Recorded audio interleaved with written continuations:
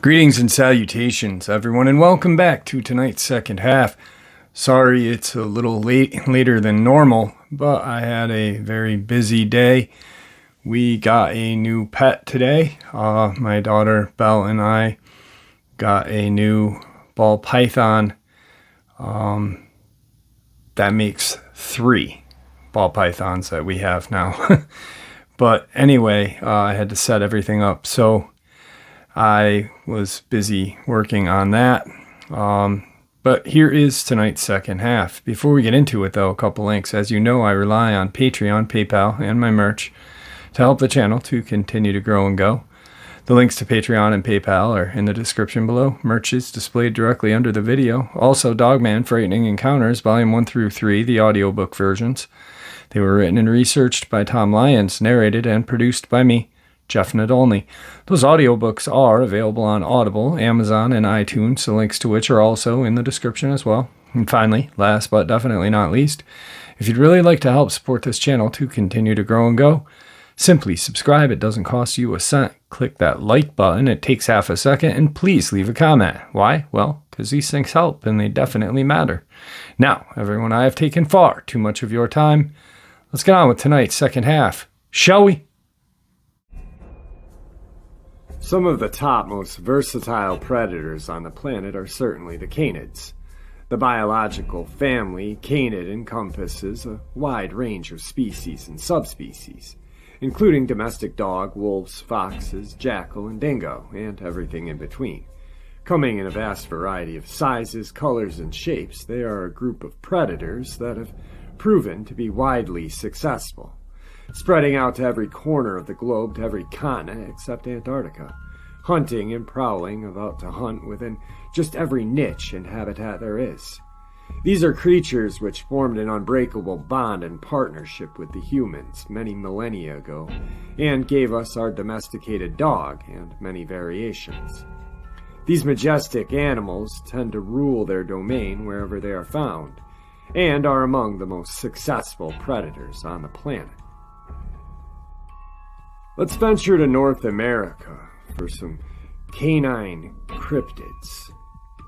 Our first cryptid, Canine, is known from tales from the remote cold regions of the north, where native tribes in the Nahanni Valley of Northwest Territories of Canada have long spoken of an enormous wolf-like beast that stalks the frozen wastelands and is called the wahila.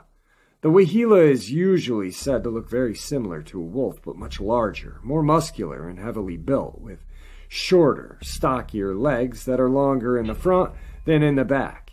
Indeed, the wahila's body is said to be almost bear-like in its shape and massive quality.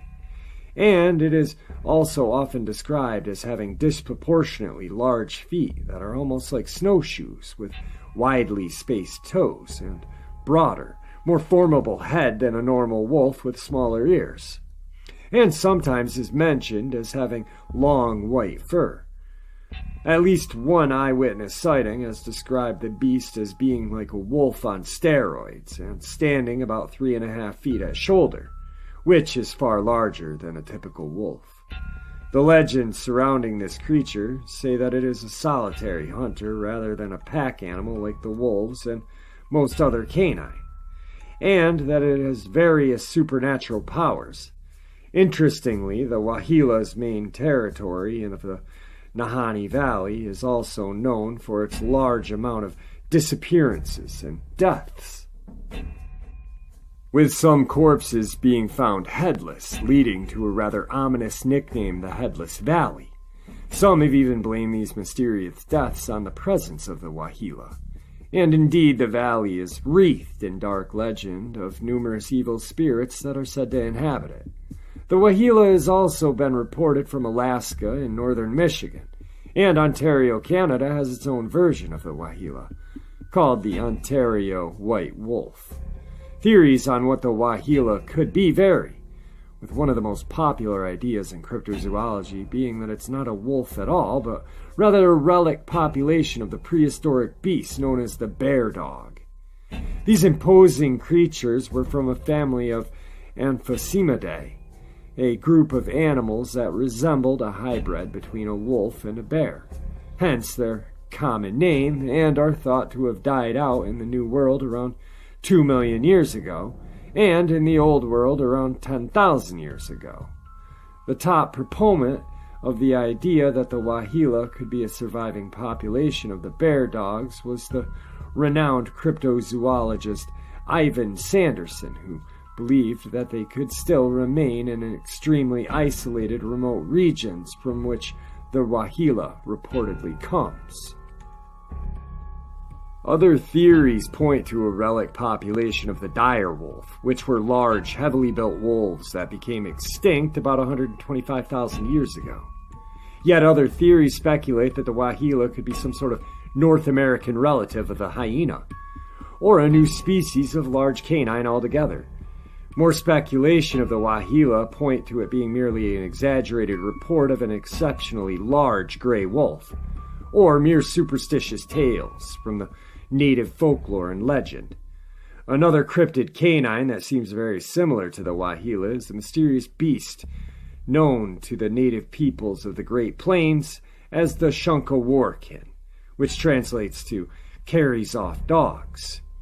As well as many other regional names depending on the tribe, the Shunkaworkin was apparently often cited by both native tribes and early white settlers of the area, who typically described it as being a very large, heavy set with a build somewhat reminiscent of the cross between a wolf and a hyena, and with black to dark red fur. Some settlers claim to have shot and mounted specimens of the beast, and there is at least one mysterious mounted specimen that was shot in Montana in 1886 by Israel Hutchins. The specimen was acquired by a taxidermist named Joseph Sherwood and stuffed and displayed at a general store in Idaho, where it was labeled as Ringdugus. Although this mount has never been formally examined in any great depth, and even went missing for a while, some cryptozoologists, notably the renowned Loren Coleman, has even suggested that it is physical evidence of the legendary Shunkaworkin. As recently as 2006, there was a strange-looking reddish-yellow wolf that was shot in Garfield County, Montana, after apparently going on a killing spree and slaughtering about 120 sheep. While there was speculation in the cryptozoology world that it was an actual specimen of the Shunkaworkin, the Montana Fish, Wildlife, and Parks Department eventually came to the conclusion that it was merely an aberrant individual of a wolf. Again, there's many theories as what the Shunkaworkin could be, with favorites being that it was a surviving dire wolf, or a relic population of the Borophaginae, which is a large hyena-like canine often called bone-crushing dogs, or that they represent some form of an American hyena. It is also quite possible that reports of the Shunkaworkin were based on sightings of physically aberrant or unusually colored gray wolves. Regardless of what the Shunkaworkin is, there are occasional sightings of these enigmatic beasts to this day, and inconclusive video and photographs of them. Another mysterious wolf-like animal reported in North America is a creature known to the Seminole people of Oklahoma as the Hatco-Tapaco, which was said to be massive, horse-sized wolf with large ears and a tail of a horse and extremely large eyes. Native folklore maintained that these fierce creatures smelled truly horrific and had supernatural powers to infect with disease anything it comes to contact with. There have been very sparse sighting reports of this creature. For instance, in 1951 in Kalma, Oklahoma, by Mrs. Lawrence Lubb, who claimed that it looked like some sort of bizarre hybrid of a wolf and a deer. In another report, a group of campers claimed that they saw a bizarre wolf-like creature the size of an ox lumbering through the wilderness of the Rockies. Here is that claim from Mrs. Lubb. One evening in 1951, Miss Lawrence Lubb of Calma, Oklahoma, went to check on her cattle. As she passed over the summit of a hill, she saw a strange creature. "I know how this sounds, and I know it's impossible," she states later, "but it looked like a cross between a wolf and a deer. The animal, standing on 4 thin deer-like legs with huge pads for feet, had long hair, slightly lighter in color than a German shepherd. It was larger than a dog or a wolf, and had small, pointed ears and a bushy tail." Mrs. Lubb threw a stick at the thing. It merely looked at her for a long moment, completely unafraid. The woman returned to her home, all the while glancing over her shoulder at the animal, which continued to study her. Her husband told her that he had seen a similar creature 2 years previously, and the neighbors reported strange tracks on their land. Here's another brief little encounter with the Hapco Takapo. It resembles a horse with a horse's tail, but has a head more like a wolf and enormous long ears. It is extremely ugly and tall like a man, a Sasquatch-like being. It smells like stagnant, muddy water, one states. That the creature frequents the Rockies, where they are often observed watching people as they pass. One man states that he recently saw 2 of them near New Tulsa. The long-legged creatures sound similar even to the pastime of watching people, but the Calumet thing had pointed ears, not long, floppy ones. Let's take this adventure down to South America. Sprawled out over large portions of South America and extending through Venezuela, Colombia, Ecuador, Peru, Bolivia, Chile, and Argentina is the majestic Andes mountain range, the longest continental range in the world and the highest one outside of Asia. From this vast range of little explored peaks and remote wilderness come stories of a wild canine that is currently cloaked in mystery. In 1926, a German animal dealer by the name of Lorenz Hagenbeck acquired 3 unusual pelts from a vendor in Buenos Aires who claimed they were those of the reclusive wild canine species native to the wilds of Andes. These mysterious skins were of no species the experienced trader had ever seen, so he had them sent off to his homeland to be analyzed.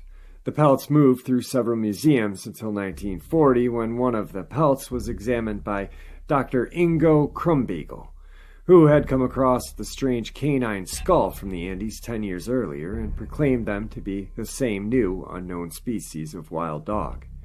Krumbiegel was so convinced that the skull and pelts represented a new species of canine, he wrote a paper on the findings and even went as far to designate the animal with a scientific name, Desiasan Hagenbecki.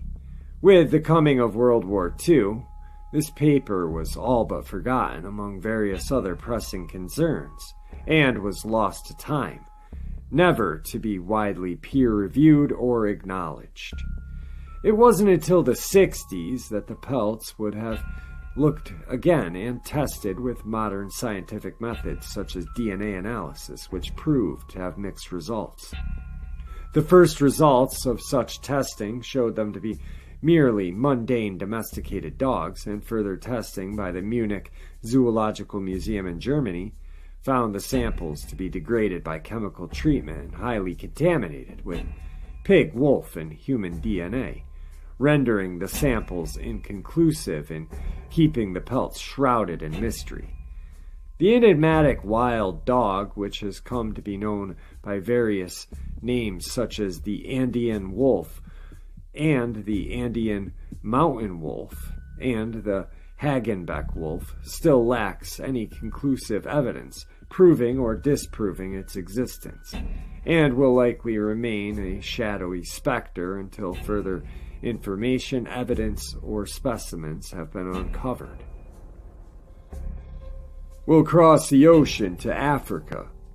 Africa, with its vast regions of uncharted wilderness, perhaps seems the perfect place for some sort of unknown canine cryptid to lurk.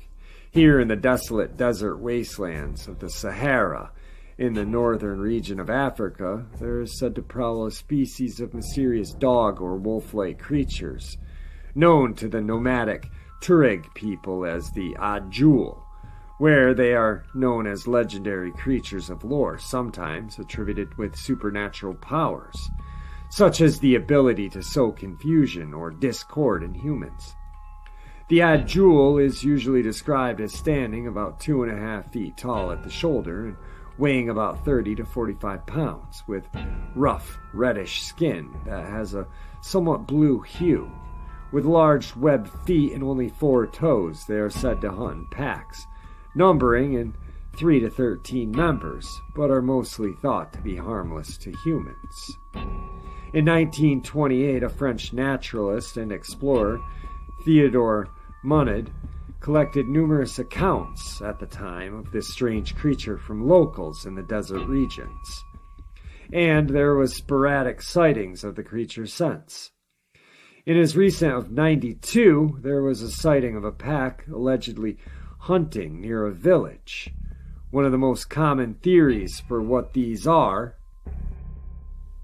is a misidentification of the African wild dog, which demonstrates fewer toes than normal canine species, but while common in other areas, is largely considered extinct in the Sahara areas, where the Ajul is reported.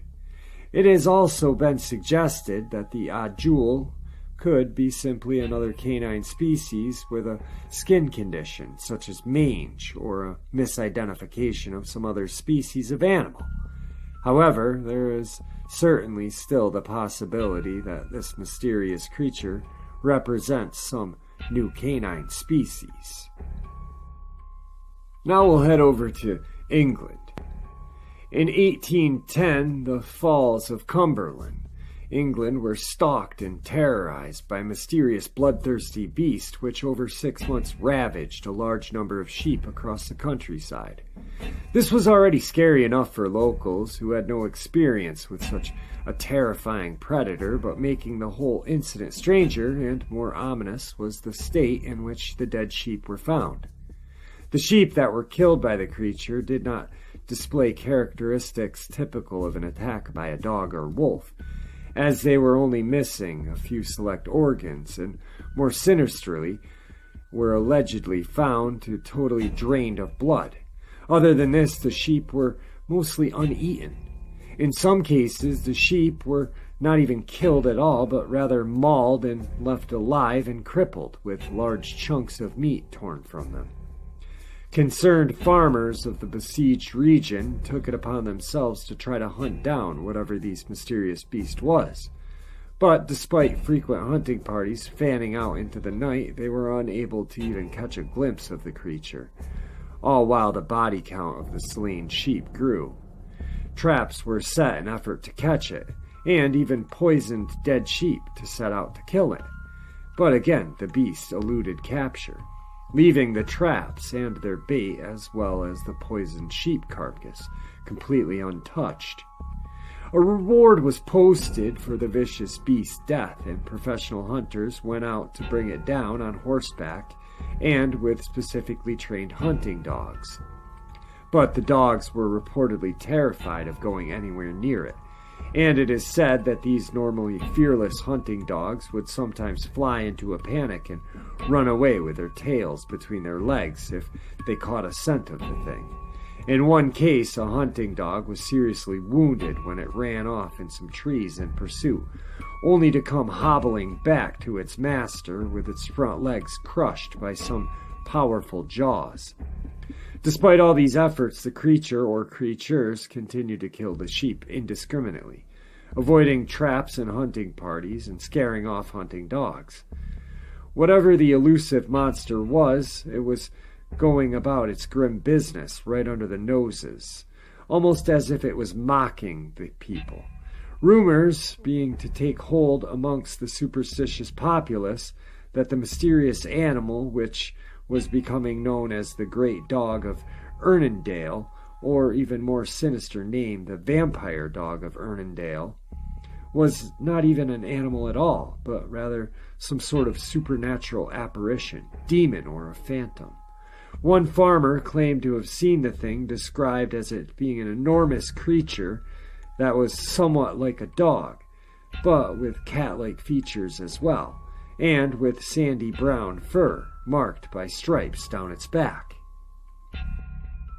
As the news of this great dog spread throughout the country, more and more hunters descended upon the area to try to have their hand at killing it. A few of the hunting parties had close calls with the beast, such as one led by the professional hunter named William Rothery, whose dog seemed to have the creature surrounded in a clump of trees. Just as Rothery thought that he would be the one to finally bring this reign of terror to an end, the creature reportedly made a mad dash through the brush straight at him. Before Rothery had a chance to fire, the beast was already past him and darting away, leaving the hunter to reportedly exclaim, "Scarce! What a dog!" The great dog was finally brought down by a hunter named Jonathan Patrickson, who encountered it on the banks of the River End, and managed to shoot and wound it. The hunter allegedly pursued it for several miles, all the while his dogs refusing to go anywhere near it, until whatever it was dove into the water and swam to the other side, where it was finally shot and killed by one of the hunting party named John Steele. In the end, the mysterious beast had reportedly killed between 300 to 400 sheep, although there were no accounts of attacks on humans. The dead creature was reportedly around 51 kilograms in weight, and it was apparently subsequently mounted for display in the Keswick Museum and Art Gallery. However, as is often the case with these alleged cryptid bodies, the mounted specimen was discarded in the 50s after the curator complained that the mount had become dusty, old, and ragged. With the lack of the mounted carcass as evidence, it was unlikely we'll ever know what kind of mysterious canine the great dog was. It has been speculated to have been anything from a rogue wolf to an escaped big cat. But most interesting theory making the rounds is that it was in fact a specimen of the extinct Tasmanian tiger, or thylacine, which had escaped from a traveling circus. Proponents of this theory point to the fact that many traveling menageries of the area often had exotic animals, such as the thylacine, which was called the tiger dog, one of which could have escaped to roam the countryside. The striped coloration of the great dog seems to match that of the thylacine, as well as does the impressive size. And it is also said that the thylacine had a penchant or preference for soft organs of kills and drinking blood. Could the mysterious great dog have been the escaped thylacine, terrorizing the English countryside far from home?